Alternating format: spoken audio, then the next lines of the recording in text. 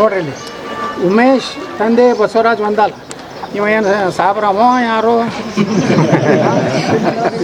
ಮುಂದೆ ಮಕ್ಕಳು ಎಲ್ಲರೂ ಉಳ್ಕಿದ ಸಾಬ್ರ ಅದಾರ ಇವ ನಡ್ಬರ್ಕ್ ಸಾಬ್ ಇವ ಸಾಹೇಬ ಇವ ಚೆಕ್ ಮಾಡ್ಬೇಕಾಗ್ತೈತೆ ಒಂದು ಚೆಕ್ ಹ್ಯಾಂಗೆ ಮಾಡಬೇಕು ಗೊತ್ತೈತೆ.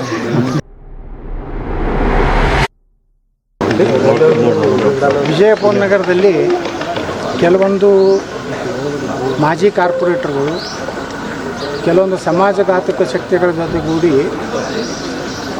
ನಗರದ ಬಯಲು ಜಾಗೆ, ಗಾರ್ಡನ್ ಜಾಗೆ ಮತ್ತು ಯಾರು ಭಾಳ ವರ್ಷಗಳಿಂದ ವಿಜಯಪುರ ನಗರದನ್ನು ಬಿಟ್ಟು ಬೇರೆ ರಾಜ್ಯಗಳಿಗೆ ದುಡಿಲಿಕ್ಕೇನು ಹೋಗಿರ್ತಾರೆ ಅಂಥ ಆಸ್ತಿಗಳನ್ನು ಕಬಳಿಸುವಂಥ ಒಂದು ದೊಡ್ಡ ಗ್ಯಾಂಗು ವಿಜಯಪುರದಲ್ಲಿದೆ.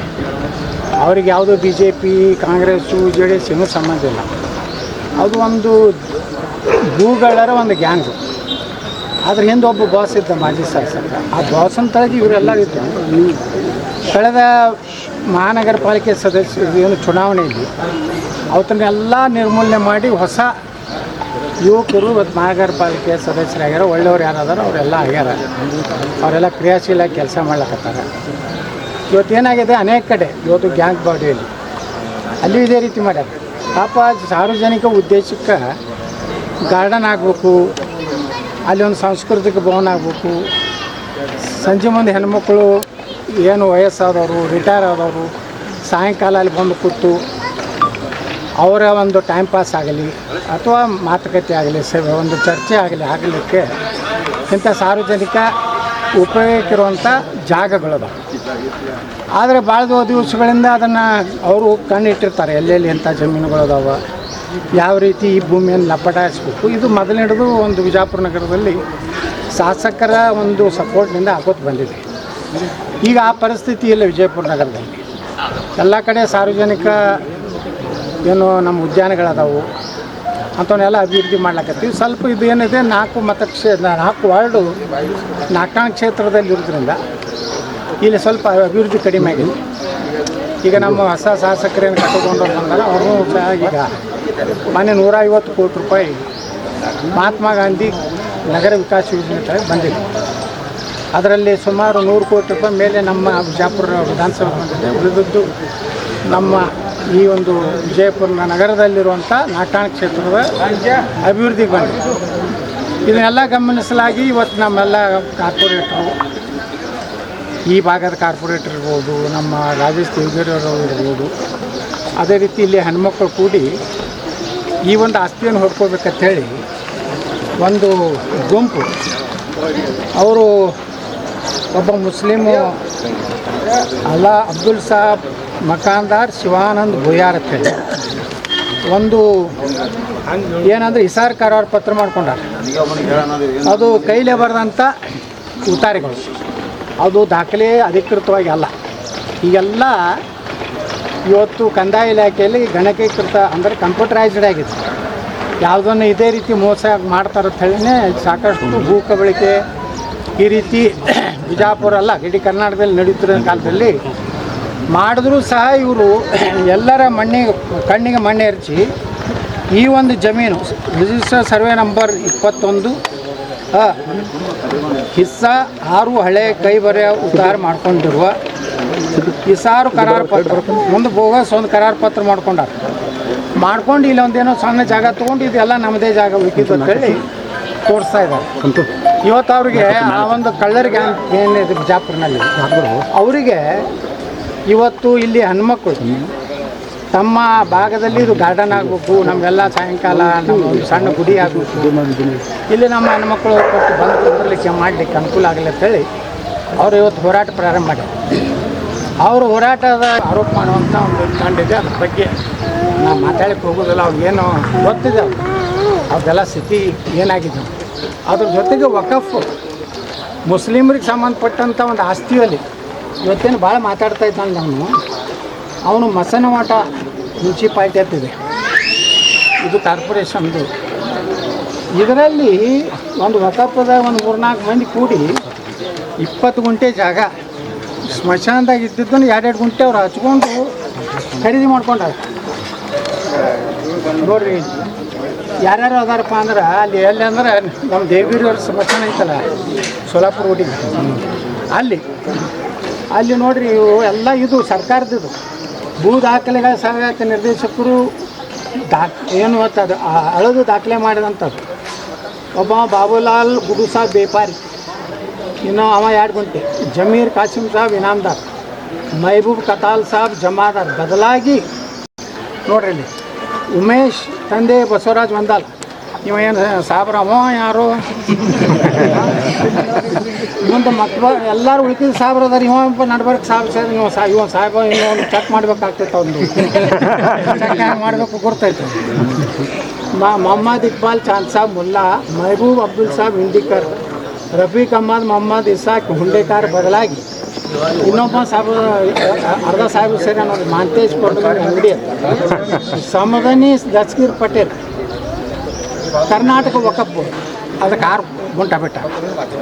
ಇವರೆಲ್ಲ ಬಿಜಾಪುರ್ನಾಗ ಹಿಂದುತ್ವ ಕುಂಕುಮ ಹಚ್ಕೊಂಡು ರಾಮಣ್ಣ ಮೂರ್ತಿ ಮೆರವಣಿಗೆ ಮಾಡೋದು ಮಾಡಿ ಈ ಉತ್ತರ ಸಹಿತ ಮಾಡ್ಕೊಂಡ. ಯಾವ ವಕಫ್ ಆಸ್ತಿ ಮುಸ್ಲಿಮರ ಆಸ್ತಿ ಸ್ಮಶಾನದು ಅದು ಹೆಣ ಸುಡೋದು ಸಹಿತ ಬಿಟ್ಟಲ್ಲ. ಹೆಣ ಸುಡೋದು ಹೆಣ ಹೂಳು ಜಾಗನೂ ಬಿಡ್ಲಾರ್ದವ್ರು ಇವರೆಲ್ಲ ನಮ್ಮ ಬಿಜಾಪುರದ ಮಾದರಿ ರಾಜಕಾರಣಿಗಳು ಬೊಗಳ್ತಾರೀಗ. ಇದು ಎಲ್ಲ ಉತ್ತರ ನಾವೆಲ್ಲ ಇದನ್ನು ನಾಳೆ ಅಸೆಂಬ್ಲಿ ಒಳಗೆ ಎಲ್ಲನೂ ಇದನ್ನು ಪ್ರಶ್ನೆ ಮಾಡ್ತೀನಿ. ಅದಕ್ಕೆ ನಾನು ಹೇಳೋದು ಅಂದ್ರೆ ವಿಜಾಪುರ ನಗರದ ಜನರಿಗೆ ಇವ್ರ ವಿರುದ್ಧ ಇಲ್ಲಿ ಈಗ ಅಧಿಕಾರಿಗಳು ಅಂತ ಬಂದು ಇದನ್ನು ಹಾಕ್ತಾರೆ. ಅವ್ರು ಏನಾದರೂ ಮಾಡಿ ತಕರಾರು ಮಾಡೋದು ಅಥವಾ ಇಲ್ಲೇನು ಗುಂಡಾಗಿರಿ ಮಾಡೋದು ಅಂದ್ರೆ ಆಮೇಲೆ ಆ್ಯಕ್ಷನ್ ತೊಗೋತಾರೆ. ನಾನು ಹೇಳಿದ್ದೀನಿ ಪೊಲೀಸ್ ಸೆಕ್ಯೂರಿಟಿನೂ ಕೊಡೋದು ಹೇಳಿದ್ದೀನಿ. ನಾಳೆ ಹಿಡಿದೇ ಈ ಜಾಗ ಫೆನ್ಸಿಂಗ್ ಮಾಡಿ ಅವ್ರ ಹೆಣ್ಮಕ್ಳು ಕುಂಡಲಿಕ್ಕೆ ಬೀದಿಗೆಲ್ಲ ಶಿಕ್ಷೆ ಹಾಕಿಬಿಡ್ಬೇಕಂತ ಹೇಳಿದ್ದೀನಿ. ಸರ್, ಈ ಜಾಗ ವಿಚಾರ ವೈಯಕ್ತಿಕ ಆರೋಪ ಪ್ರತ್ಯಾರೋಪಕ್ಕೆ ಸಾಕ್ಷಿ ಆಯ್ತು ನೋಡಿ. ನೀವು ಯಾರು ಬರ್ದಿರೇನೋ ನಿಮ್ಮ ಚಾನಲ್ದಾಗ ಅಂಥವು ಎಲ್ಲ ಬರೀದಿಲ್ಲ. ನೀವೆಲ್ಲ ಒಳ್ಳೆಯವ್ರು ಇದ್ದೀರಿ. ಹಡ್ಕಾಸ ನನ್ನ ಮಕ್ಕಳ ಬಗ್ಗೆ ಯಾಕೆ ಮಾತಾಡ್ತೀವಿ? ಬಿಟ್ಬಿಟ್ರೆ ಆ ಚಾನಲ್ಗಳು ಅವೇ ಅದಾವು ಅದಾವು. ಅವು ಸಾಬರು ಚಾನಲ್ಲ, ಇವ್ರು ಸಾಬರು ಆಸ್ತಿ ಹೊಡಿ ಚಾನಲ್ ಇವು. ಈಗ ವಿಜೇಂದ್ರ ಅವ್ರು ಬಂದಿದ್ರು. ವಿಜೇಂದ್ರ ಅವ್ರು ಬಂದು ಹೇಳಿದರೆ ಯಾರೂ ಕೂಡ ಬಿಜಾಪುರದಲ್ಲಿ ಏನಾಗ್ತಾ ಇದೆ, ಜಮಖಂಡಿಲಿ ಏನಾಗ್ತಾ ಇದೆ ಅದನ್ನೆಲ್ಲ ತಲೆ ಕೆಡಿಸ್ಕೋಬೇಡಿ, ಕ್ಷೇತ್ರದ ಬಗ್ಗೆ ತಲೆ ಕೆಡಿಸ್ಕೋಬೇಡಿ. ಅವರ ಶಿಕಾರ್ಪುರ ಅಟ್ಟೆ ತಲೆ ಕೆಡಿಸ್ಕೊಂಡ್ರೆ ಸಾಕು. ಶಿಕಾರ್ಪುರ ಅಳಗಾಡ್ಲಕತ್ತೈತಿ. ಎಲ್ಲಿ ಮೈಸೂರಿಗೆ ನಿಂದಿರ್ಬೇಕು, ಅಲ್ಲಿ ಯಾವುದದು ವರ್ಣಾಕ್ಕೆ ನಿಂದಿರ್ಬೇಕು, ತುಮಕೂರು ನಗರಕ್ಕೆ ನಿಂದಿರ್ಬೇಕು, ರಾಜಾಜಿನಗರ ಅದೇ ಗಿರಿಕೆ ಅಡ್ಡಾಡ್ಲಕತ್ತೈತಿ. ಇಲ್ಲೇ ಅವ್ರು ಬಿಜಾಪುರನವ್ರು ಬಾಗಲಕೋಟ್ನಾಗ ತಲೆ ಕೆಡಿಸ್ಕೋಬೇಡ್ರಿ, ಬಾಗಲಕೋಟ್ನಾಗ ಬಿಳಿಗಾಕಿ ತಲೆ ಕೆಡಿಸ್ಕೋಬೇಡ್ರಿ ಅಂದ್ರೆ ಮೊದಲ ಶಿಕಾರಿಪುರ ಗಟ್ಟಿ ಐತೆ ನೋಡ್ಕೊಂಡು ಅಲ್ಲಿ ನಿಂತಿದ್ದವ್ರಿಗೆ ಸಲಹೆ ಮಾರ್ಗದರ್ಶನ ಹೇಳ್ಬೇಕಾದ್ರೆ ಮೊದಲು ತನ್ನ ಜಾಗ ಕುರ್ಚಿ ಗಟ್ಟಿ ಇರ್ಬೇಕು. ಪಾಪ ಹತಾಶ ಆಗಿ ಅವ್ರು ಏನಾರು ಮಾಡಿ ಯಾರೂ ರೆಸ್ಪೆಕ್ಟ್ ಸಿಗಲಾಗೈತೆ. ಮತ್ತು ವಿಧಾನಸಭೆಯಲ್ಲಿ ಏನೂ ಆ್ಯಕ್ಟಿವಿಟೀಸ್ ಇಲ್ಲ, ನಾನು ನೋಡೋದಿಲ್ಲ, ಏನೂ ಮಾತಾಡಲೇ ಇಲ್ಲ. ತಿಮ್ಮಾಪುರ ಅವ್ರ ವಿಚಾರ ಬಂದ್ರೆ ಮಾತಾಡಬೇಕಾಗಿತ್ತು. ಭ್ರಷ್ಟಾಚಾರದ್ದು ವಿಷಯಗಳನ್ನು ವಿಧಾನಸಭೆಯಲ್ಲಿ ಇವತ್ತು ಆರ್ ಅಶೋಕ್ ಮಾತಾಡಿದ್ರು, ಸುನೀಲ್ ಕುಮಾರ್ ಮಾತಾಡಿದ್ರು. ಇಡೀ ರಾಜ್ಯದ BJP ಕಾರ್ಯಕರ್ತರ ಅಪೇಕ್ಷೆ ಇರ್ತೈತೆ, ರಾಜ್ಯಾಧ್ಯಕ್ಷನು ಮಾತಾಡಬೇಕು, ಕಠೋರವಾಗಿ ಮಾತಾಡಬೇಕು. ನಾವು ಹೆಂಗೆ ಮಾತಾಡ್ತೀವಿ ವಿಧಾನಸಭೆ ಒಳಗೆ? ಸಿದ್ದರಾಮಯ್ಯನವ್ರಿಗೆ ಅಟ್ಯಾಕ್ ಮಾಡ್ತೀವಿ, DK ಶಿವಕುಮಾರ್ಗೆ ಅಟ್ಯಾಕ್ ಮಾಡ್ತೀವಿ. ಇವ್ರು ಮಾಡಲೇ ಇಲ್ಲ. ನಾನು ನೋಡ್ಲಕತ್ತೀನಿ, ಮೊನ್ನೆ ವಿಧಾನಸಭೆ ಒಳಗೆ ಕುಂಡಿರಲಿಲ್ಲ. ಅದಕ್ಕೆ ಸಂಪೂರ್ಣವಾಗಿ ಏನು ಜವಾಬ್ದಾರಿಯಿಂದ ವಿಫಲ ಆಗ್ಯಾರ. ಸುಮ್ಮನೆ ಬಿಟ್ಟು ಮನ್ಯಾಗ ಕುಂತ್ರು ಒಳ್ಳೆಯದು. ಈಗ ನವೆಂಬರ್ಗೆ 24 ಶಾಸಕರಲ್ಲಿ ಕೂಡಿ ಕಾಂಗ್ರೆಸ್ ಶಾಸಕರು ವಿದೇಶ ಪ್ರಯಾಣ ಬಳಸ್ತಾ ಇದ್ದಾರೆ. ಇದು ಈಗ ಏನೋ ನೆನಪಿದೆ ಎಲ್ಲರೂ ಕೂಡ ಅಂತಂದರೆ ಇಲ್ಲ ಹೊಸದಾಗಿ ಮತ್ತೆ ಏನಾದರೂ ಮತ್ತೆ ಗದ್ದೆ ಗುದ್ದಾಟ ಏನಾದರೂ ಅವರಿಗೆ DK ಶಿವಕುಮಾರ್ಗೆ ಅದು ಕೊನೆಯ ಅವಕಾಶ. ಇನ್ನು ಮುಂದೆ ಕರ್ನಾಟಕದ ಕಾಂಗ್ರೆಸ್ಸೇ ಬರೋದಿಲ್ಲ, ಸಾಕಾಗೈತಿ. ಯಾವಾಗ ಯಾವ ಇಲೆಕ್ಷನ್ ಬರ್ತದೆ ಜನ ಆ ಟೈಮ್ನಾಗ ಇವರು ಏನಾರು ಮಾಡಿ ನಾನೇ ಈಗ ಆಗಬೇಕು ಆಗ್ಲಿಕ್ಕಂಗೆ ಮುಂದೆ ಎಂದು ಭವಿಷ್ಯ ಪಾಪ DK ಶಿವಕುಮಾರ್ ಓಡಾಡ್ತಾ ಇದ್ದಾರೆ. ಆ ಸಿದ್ದರಾಮಯ್ಯನ ಅವರು ಬಿಡುವ ಅಷ್ಟೇ ಈಜಿ ಇಲ್ಲ. ಸಿದ್ದರಾಮಯ್ಯನೂ ಭಾಳ ಗಟ್ಟಿ. ಸಿದ್ದರಾಮಯ್ಯಿಂದ ಸಾಕಷ್ಟು ಶಾಸಕರಲ್ಲ. ಅದಕ್ಕೆ ಈ ಜಗಳ ಎಲ್ಲಿಗೆ ಬರ್ತದಂದ್ರೆ ವರ್ಷ ನನಗೆ ಅನ್ನಿಸ್ತದೆ ಆದಷ್ಟು ಜಲ್ದಿ ವಿಧಾನಸಭೆ ವಿಸರ್ಜನೆ ಆದರೂ ಆಶ್ಚರ್ಯ. ಆ ರೀತಿ ಒಂದು ವಾತಾವರಣ ಇದೆ. ಅವರಿಗೆ ಡೂ ಆರ್ ಡೈ ಅವ್ರಿಗೆ DK ಶಿವಕುಮಾರ್. ಸಿದ್ದರಾಮಯ್ಯ ಅವ್ರಿಗೆ ಏನೈತೆ ಇನ್ನು ಮುಂದೆ ಎಂದೂ ಮುಖ್ಯಮಂತ್ರಿ ಅಂತ ನಾನು ಆಗೋದಿಲ್ಲ, ಹಂಗಾದ್ರೆ ಮನೆಗೆ ಹೋಗ್ತೀನಿ, ನನ್ನ ಮಗ ಅಂತೂ ಅಷ್ಟು ಯೋಗ್ಯ ಇಲ್ಲ, ಅವನು ವಸೂಲಿ ಕಂಪನಿ ವಿಜೇಂದ್ರ ಹೆಂಗೆ ಯಡಿಯೂರಪ್ಪ ಮುಖ್ಯಮಂತ್ರಿ ಇದ್ದಾಗ ಈ ಸಿದ್ದರಾಮಯ್ಯನ ಮಗ ಅವನು ಬರೀ ವಸೂಲಿನ ಸೇಮ್ ವಿಜೇಂದ್ರ ಕಡೆನೇ ಟ್ರೈನಿಂಗ್ ತೊಗೋತಂತ ರಾತ್ರಿ ಹೆಂಗೆ ತೊಗೋಬೇಕು ಹೆಂಗೆ ಡುಪ್ಲಿಕೇಟ್ ಸಹಿ ಮಾಡಬೇಕು ಅಂತ ಹೇಳಿ ಎಲ್ಲ ಈ ಟ್ರೈನಿಂಗ್ ಕೊಡು ಮಾಸ್ಟರ್ ನಮ್ಮವನೇ. ಅದಕ್ಕೆ ಸಿದ್ದರಾಮಯ್ಯ ಬಿಡುದಿಲ್ಲ, ಡಿ ಕೆ ಶಿವಕುಮಾರ್ ಆಗೋದಿಲ್ಲ. ಮುಂದಿನ ಹಾದಿಯನ್ನು ವಿಧಾನಸಭೆ ವಿಚಾರ ಹಾಗೆ ಆಗ್ತದೆ. ಮತ್ತು ಒಳ್ಳೆಯ ಸರ್ಕಾರ ಬರ್ತದೆ. ಈಗೇನು ಇಂಥವೆಲ್ಲ ನಡೆದ ಅಲ್ಲಿ ರಾಜ್ಯದಲ್ಲಿ ಭೂ ಕಬಳಿಕೆ, ಹಿಂದೂ ದೇವಸ್ಥಾನಗಳಿಗೆ ಕಲ್ಲು ನಿನ್ನೆ ಒಂದು ಮೂರ್ತಿ ಭಗ್ನ ಮಾಡಿ ಇದೆಲ್ಲಕ್ಕೂ ಶಾಶ್ವತ ಪರಿಹಾರ ಅಂದ್ರೆ ನಮ್ಮ JCB ಒಂದೇ. ಒಂದು 28 ಗೌಡ ಸರ್ಕಾರ ಯಾರು ಸರ್ಕಾರ ನೋಡಂತ BJP ಸರ್ಕಾರ ಬರ್ತಿತ್ತು, ಯತ್ನಾಳ್ ಗೌಡ ಸರ್ಕಾರ ಬರ್ತಿತ್ತು, JCB ಸರ್ಕಾರ ಬರ್ತಿತ್ತು.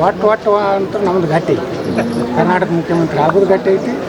ನಿಮ್ಮೆಲ್ಲ TV ಚಾನಲ್ ಮುಂದೆ ಪ್ರಮಾಣ ಸ್ವೀಕಾರ ಮಾಡೋದು ಗಟ್ಟಿ. ಅಲ್ಲ, ನವಂಬರ್ ಒಳಗೆ ಆಗಲ್ಲ. ಏನು ಪಾರ್ಟಿ ಆಂತರಿಕ ಏನೈತಿ ಗೊತ್ತಿಲ್ಲ. ನವಂಬರ್ನಾಗ ಯಾವಾಗ ಬದಲಾಗ್ತಾರೋ ಏನು ಸೂರ್ಯ ಚಂದ್ರನವ್ರಿಗೆ ಅವರೇ ಹೆಚ್ಚಿನ ಮಾಹಿತಿ ಏನಾದ್ರು ಹಿಂಗೆ ಏನಿಲ್ಲ ನೋಡ್ರಿ, ಅದು ಎಲ್ಲರಿಗೂ ಗೊತ್ತಾಗುತ್ತೆ. ನೀವು ವಿಧಾನಸಭೆದಾಗೆ ಮಾತಾಡಲಿಲ್ಲ, ರಾಜ್ಯಪಾಲರ ರಾಮ್ಜಿ ಬಗ್ಗೆ ಅಲ್ಲಿ ಏನೂ ಮಾತಾಡಲಿಲ್ಲ. ನೀವು ಆ ರೆಕಾರ್ಡ್ ತರಿಸಿ ನೋಡ್ರಿ. ನೀವು ಒಬ್ಬ ರಾಜ್ಯಾಧ್ಯಕ್ಷರಾಗಿ ರಾಮ್ಜಿಯನ್ನು ಸಮರ್ಥನೆ ಮಾಡ್ಕೋಬೇಕು. ನಾನು ಮಾಡಿಕೊಂಡೆ. ನಾನೇನು BJPನ ಹೊರಗೆ ಹಾಕೊಂಡು ನಾನು ಮೋದಿಯವರಿಗೆ ಧನ್ಯವಾದ ಹೇಳಿದೆ. ಅದರಲ್ಲಿರುವಂಥ ಒಳ್ಳೆಯ ಅಂಶಗಳನ್ನು ಹೇಳಿದೆ.